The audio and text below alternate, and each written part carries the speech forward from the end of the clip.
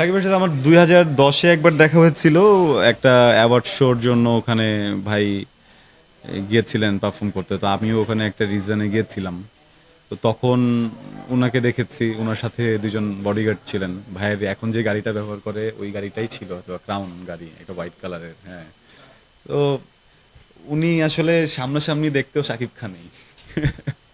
আমার আসলে বরাবরই এই ধরনের ফ্যান্টাসি কখনোই কাজ করেনি। আমার যেটা হয় যে আমরা তো উনাকে আসলে কাজে দেখে অভ্যস্ত, সিনেমাতে দেখে অভ্যস্ত। ওই জায়গাটাতে দেখলেই আসলে বেটার।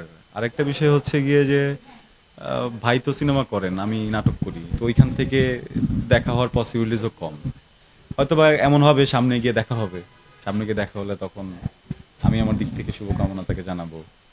হ্যাঁ, বা আমি এখনো দেখা যায় যে মাঝে মধ্যে কোনো ইন্টারভিউ হলে বা কিছু হলে আমি আমার মতো করে শুভকামনা জানিয়ে দেই।